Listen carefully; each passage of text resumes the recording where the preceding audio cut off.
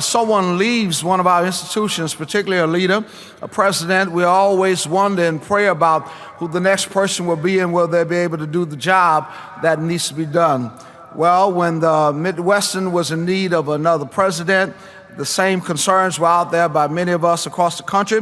But I want you to know, ladies and gentlemen, that Dr. Jason Allen has done a phenomenal job in his 1.5 years at Midwestern. The chair now recognizes Dr. Jason Allen, the president for only 1.5 years at Midwestern Baptist Theological Seminary, for his report. Will you welcome him at this time?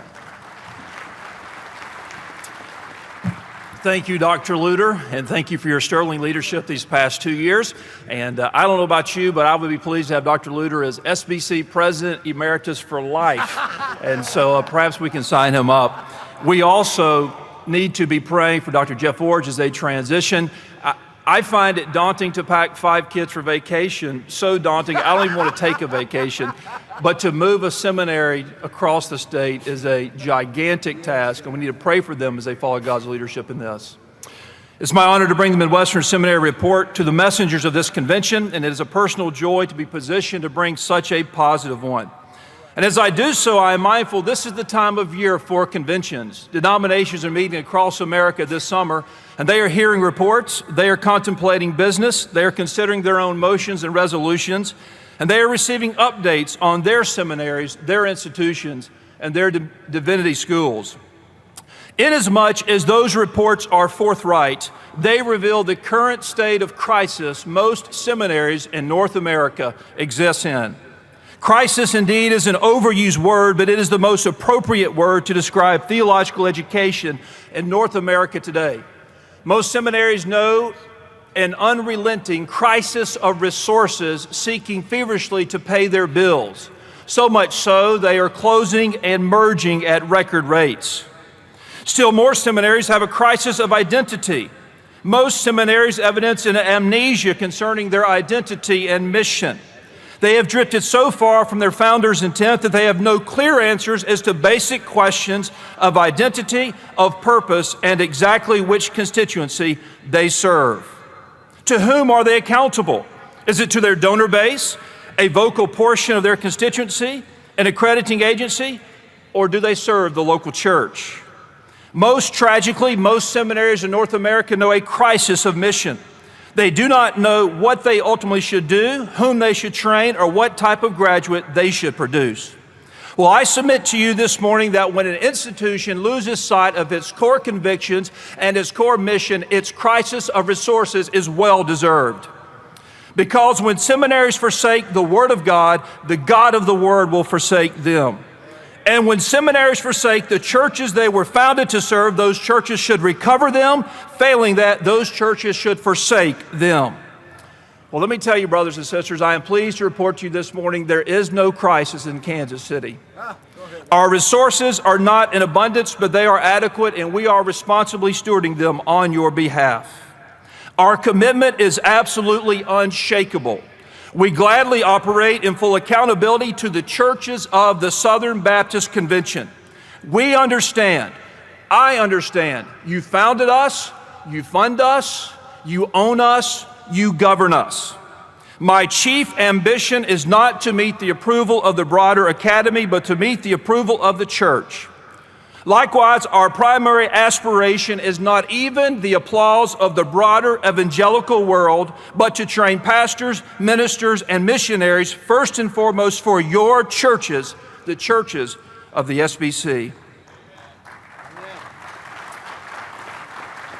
This commitment is most urgently a theological commitment. Every young man and every young woman you send to our campus, I can state to you with full conviction and with the clearest of conscience, they will be trained in accordance with and not contrary to your Baptist Faith and Message 2000. Our mission is crystal clear as well. There is no ambiguity as to why Midwestern Seminary exists. Anyone who knows much of anything about this seminary knows we exist for the church.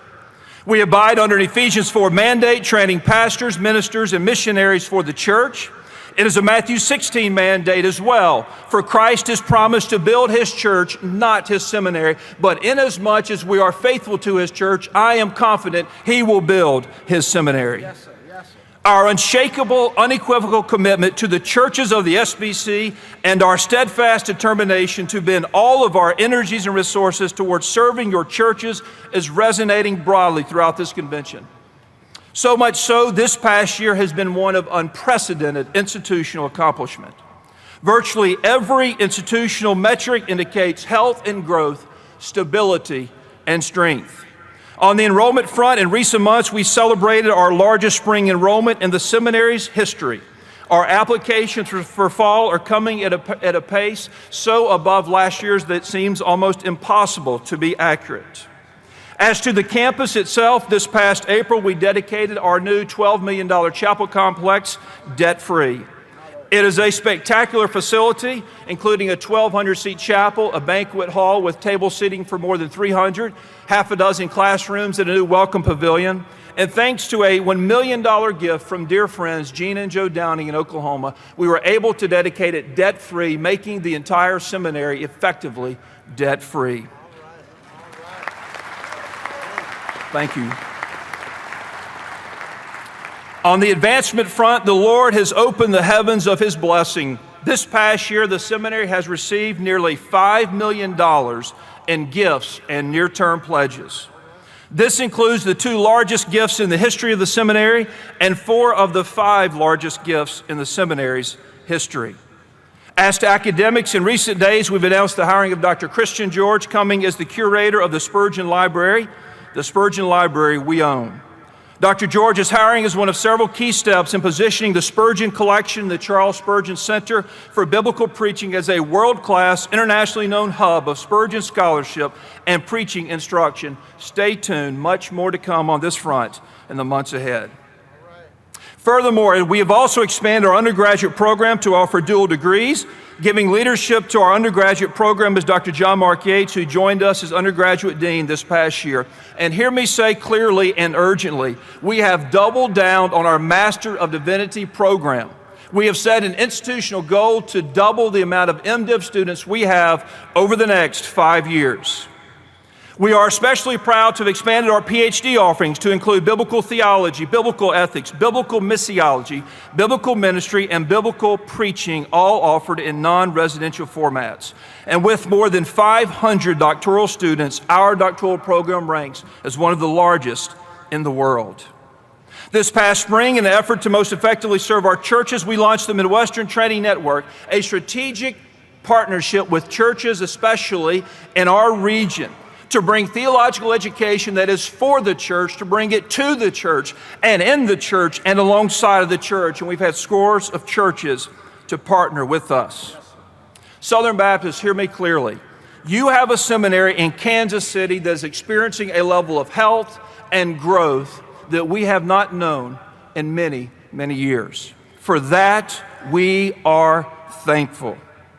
But I say to you quite humbly that what is taking place in Kansas City is far more than what men can do. Before you, without guile, I say I truly believe I'm watching God do a work on that campus and to those students that is simply inexplicable to human calculation. I believe God is honoring our work because our convictions are indeed biblical, our passions are indeed gospel Great Commission passions, and Southern Baptists are seeing and appreciating these realities and are placing their trust in us and sending us their students, and for that I say thank you. Yet more importantly than what we've done this past year is who we are and where we are going. The most important words I have for you this morning are not the mechanics and metrics of the past year, as encouraging as they are, but the convictions and the mission of your seminary. In 1957, Southern Baptists met and voted to establish their 6th seminary and to do so in Kansas City. Perhaps some of you here this day were there that day as a child. The express purpose of the convention meeting was threefold. First, to alleviate the enrollment burden on Southern and Southwestern seminaries, a task which I am glad to undertake. To reach the region and the world for Christ, secondly, and thirdly, to serve the underserved churches in the region. The seminary that began with such promise in 1957 quickly lost its way theologically, most infamously remembered in the name Ralph Elliott, as did our other seminaries and entities. 35 years ago, meeting in Houston, Texas, messengers elected Adrian Rogers president of this convention to redress this issue and to reverse the denomination's theological trajectory. Many of you here this day were there that day as well. Institutional convictions and mission are easily lost, but rarely regained. When God blessed this convention's conservative resurgence, He did not give us the assurance of His perpetual blessing. He gave us a second chance. And the promise that began in 1957 and that was recovered in the 1980s and 90s is being realized and fulfilled in new and unprecedented ways in Kansas City, and by God's grace, it will continue. A little over 18 months, the Board of Trustees assigned me this sacred stewardship, this honor, entrusting me to lead one of your 6 seminaries. And we have worked with all that we have to comprehensively strengthen and to reposition the seminary, most specifically to serve the local church. That is a mantle we bear. That is a mantle and a charge we are absolutely determined to keep. Like many of you, this year my family will embark on a road trip after the SBC. We're already packed and ready to go up and down the East Coast. And we're going to do a tour of American history and church history and SBC history. And they'll see the grave of Jonathan Edwards and learn of the great theologian. They'll see the grave of George Whitefield and learn of the great evangelist. They will see First Baptist Charleston and First Baptist Providence, Rhode Island. They will see the International Mission Board and take in all that we do and all that we are. But I am most especially looking forward to taking them to Harvard University to remind them in that setting why we do what we do. Now, you may be thinking, what in the world can they learn at Harvard University? Well, they can learn something very special because there at Harvard University, they're emblazoned on Johnson Gate, making the entrance into Harvard Yard, is the Puritans' founding intent for that institution.